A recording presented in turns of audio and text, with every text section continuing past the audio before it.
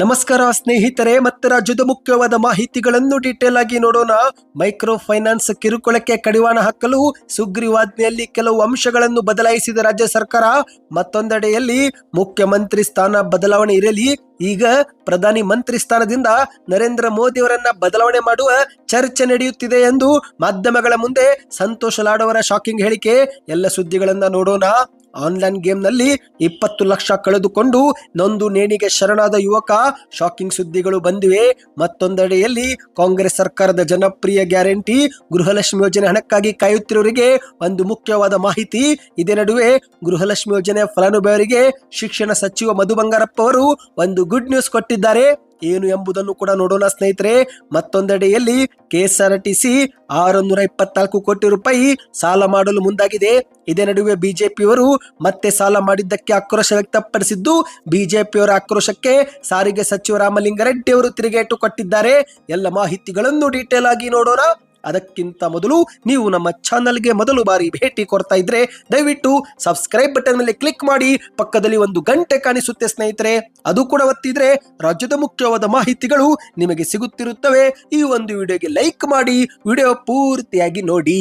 ಮೊದಲನೇ ಮುಖ್ಯವಾದ ಮಾಹಿತಿ, ಇಂದು ಕರ್ನಾಟಕದಲ್ಲಿ ಮೈಕ್ರೋ ಫೈನಾನ್ಸ್ ನವರ ಕಿರುಕುಳ ದಬ್ಬಾಳಿಕೆ ತಾಳಲಾರದೆ ಎಷ್ಟೋ ಜನರು ಆತ್ಮಹತ್ಯೆ ಮಾಡಿಕೊಂಡಿದ್ದು, ಇನ್ನು ಕೆಲವು ಜಾಗದಲ್ಲಿ ಇಡೀ ಊರಿಗೆ ಊರೇ ಖಾಲಿಯಾಗಿದೆ. ಹೌದು ಗೆಳೆಯರೆ, ಇದೀಗ ಮೈಕ್ರೋ ಫೈನಾನ್ಸ್ ನವರ ದಬ್ಬಾಳಿಕೆ ಮತ್ತು ಕಿರುಕುಳಕ್ಕೆ ಕಡಿವಾಣ ಹಾಕಲು ರಾಜ್ಯ ಸರ್ಕಾರ ಮಧ್ಯಪ್ರವೇಶಿಸಿದ್ದು, ಕಠಿಣ ನಿಯಮವನ್ನ ಜಾರಿಗೆ ತರಲು ಮುಂದಾಗಿದೆ.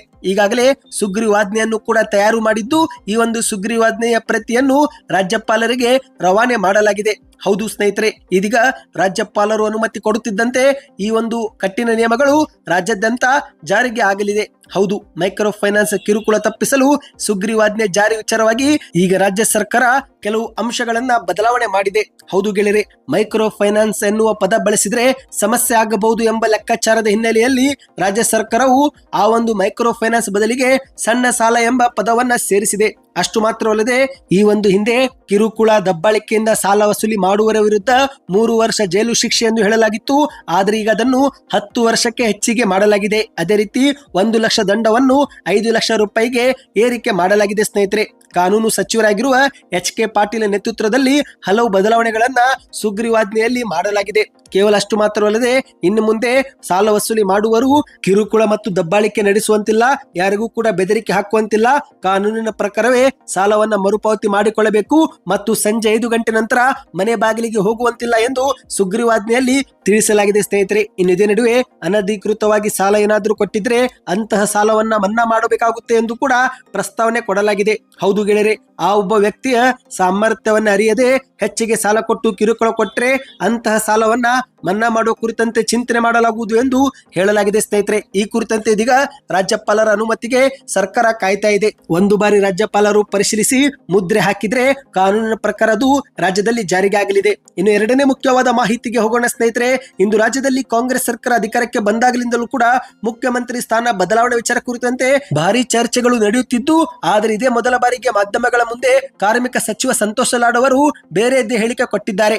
ಹೌದು ಗೆಳೆಯರೆ, ಪ್ರಧಾನಿ ನರೇಂದ್ರ ಮೋದಿ ಅವರನ್ನು ಪಿಎಂ ಸ್ಥಾನದಿಂದ ಬದಲಾವಣೆ ಮಾಡುವ ಚರ್ಚೆ ನಡೀತಾ ಇದೆ ಎಂದು ಹುಬ್ಬಳ್ಳಿಯಲ್ಲಿ ಸುದ್ದಿಗಾರರ ಮುಂದೆ ತಿಳಿಸಿದ್ದಾರೆ. ಮೋದಿ ಅವರನ್ನು ಪ್ರಧಾನಿ ಮಂತ್ರಿ ಸ್ಥಾನದಿಂದ ಬದಲಾವಣೆ ಮಾಡಬೇಕೆಂದು ಬಿಜೆಪಿಯೊಳಗೇನೆ ಆಂತರಿಕವಾಗಿ ಚರ್ಚೆ ನಡೆಯುತ್ತಿದೆ. ಆದರೆ ಬಹಿರಂಗವಾಗಿ ಮಾತನಾಡುವ ಧೈರ್ಯ ಬಿಜೆಪಿಯಲ್ಲಿ ಯಾರಿಗೂ ಇಲ್ಲವಾಗಿದೆ ಎಂದು ಸಂತೋಷ್ ಲಾಡ್ ಅವರು ತಿಳಿಸಿದ್ದಾರೆ. ಹೌದು ಸ್ನೇಹಿತರೆ, ಇಂದು ಸುದ್ದಿಗಾರರ ಮುಂದೆ ಮುಖ್ಯಮಂತ್ರಿ ಸ್ಥಾನ ಬದಲಾವಣೆ ವಿಚಾರ ಕುರಿತಂತೆ ಪ್ರತಿಕ್ರಿಯೆ ಕೊಟ್ಟಂತೆ ಇವರು, ಈಗ ರಾಜ್ಯದಲ್ಲಿ ಸಿಎಂ ಬದಲಾವಣೆ ಬಗ್ಗೆ ಆಮೇಲೆ ಮಾತನಾಡೋಣ.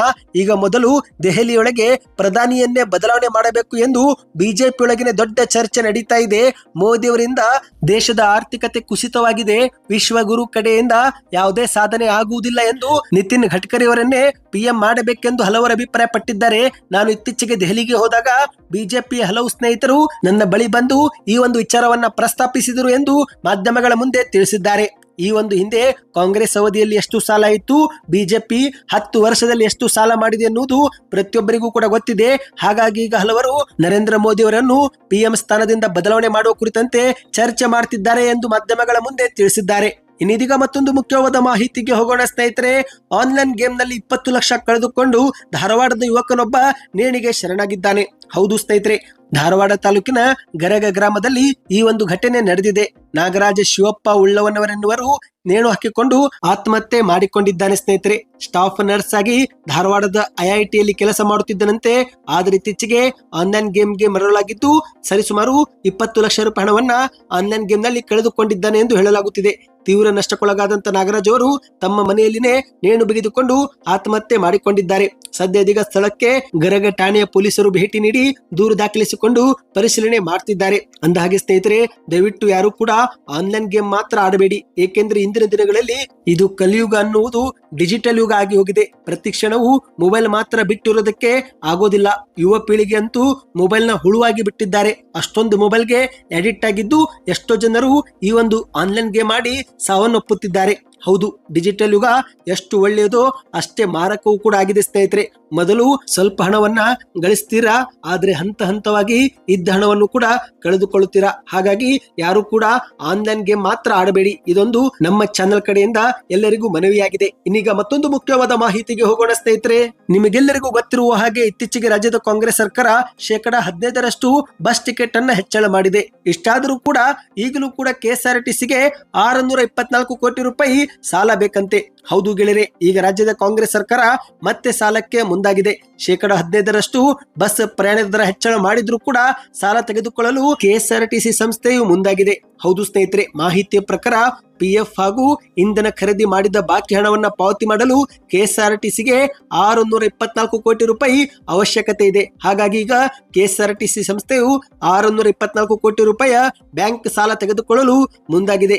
ಇದೇ ಒಂದು ವಿಚಾರಕ್ಕೆ ಒಂದು ಕಡೆಯಲ್ಲಿ ಬಿಜೆಪಿ ನಾಯಕರು ಆಕ್ರೋಶವನ್ನ ವ್ಯಕ್ತಪಡಿಸಿದ್ದಾರೆ. ಇನ್ನು ಎಷ್ಟು ಸಾಲ ತೆಗೆದುಕೊಳ್ತೀರಿ ಎಂದು ಮಾಧ್ಯಮಗಳ ಮುಂದೆ ವಿಪಕ್ಷ ನಾಯಕರು ಆಕ್ರೋಶವನ್ನ ವ್ಯಕ್ತಪಡಿಸಿದ್ದಾರೆ.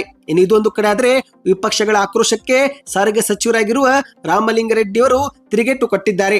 ಹೌದು, ಬಿಜೆಪಿ ಸರ್ಕಾರದ ಅವಧಿಯ 5,900 ಕೋಟಿ ರೂಪಾಯಿ ಸಾಲ ತೀರಿಸಲು ನಾವು ಮತ್ತೆ ಸಾಲ ತೆಗೆದುಕೊಳ್ಳುತ್ತಿದ್ದೇವೆ ಎಂದು ರಾಮಲಿಂಗಾರೆಡ್ಡಿ ಅವರು ತಿರುಗೇಟು ಕೊಟ್ಟಿದ್ದಾರೆ. ಬೆಂಗಳೂರಲ್ಲಿ ಮಾಧ್ಯಮಗಳ ಮುಂದೆ ಮಾತನಾಡಿದಂತೆ ಅವರು, ಬಿಜೆಪಿ ಅಂದ್ರೆ ಭಾರತೀಯ ಜನತಾ ಪಾರ್ಟಿ ಅಲ್ಲ, ಬಿಜೆಪಿ ಅಂದ್ರೆ ಬುರುಡೆ ಜನರ ಪಕ್ಷ.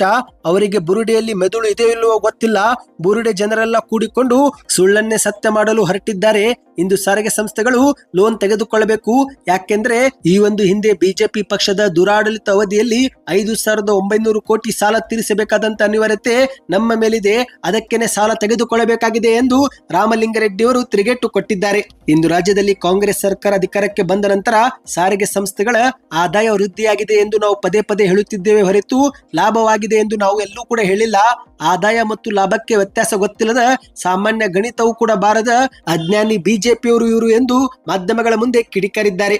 ಈ ಒಂದು ಹಿಂದೆ ಯಡಿಯೂರಪ್ಪ ಮತ್ತು ಬೊಮ್ಮಾಯಿಯವರ ಆಡಳಿತದಲ್ಲಿ ರಾಜ್ಯ ಸರ್ಕಾರ ಹೊಸದಾಗಿ ಮಾಡಿದ ಸಾಲ 2 ಲಕ್ಷ ಕೋಟಿ.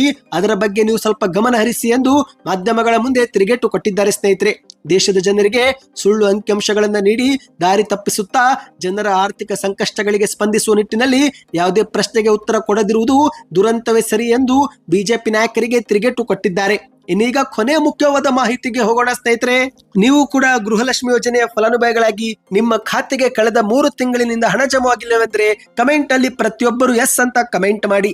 ಹೌದು ಸ್ನೇಹಿತರೆ, ಇದೀಗ ರಾಜ್ಯ ಸರ್ಕಾರದಿಂದ ಮತ್ತೊಂದು ಮಾಹಿತಿ ಬೆಳಕಿಗೆ ಬಂದಿದೆ. ಈ ಒಂದು ಹಿಂದೆ ಗೃಹಲಕ್ಷ್ಮಿ ಯೋಜನೆ ಹಣ ತಡವಾದಾಗ ಮಾಧ್ಯಮಗಳ ಮುಂದೆ ಕಾಂಗ್ರೆಸ್ ನಾಯಕರು ಸರ್ವರ್ ಸಮಸ್ಯೆ ಅಥವಾ ತಾಂತ್ರಿಕ ಸಮಸ್ಯೆಯಿಂದ ಹಣ ಜಮಾ ಮಾಡುವುದರಲ್ಲಿ ವಿಳಂಬವಾಗಿತ್ತು ಎಂದು ಹೇಳಿದ್ರು. ಆದರೆ ಇದೀಗ ಸರ್ವರ್ ಸಮಸ್ಯೆ ಪರಿಹಾರವಾಗಿದ್ದು ಇದೇ ನಡುವೆ ಈಗ ಫಲಾನುಭವಿಗಳ ಪಟ್ಟಿಯನ್ನ ನವೀಕರಿಸಲಾಗುತ್ತಿದೆ ಅಂತೆ.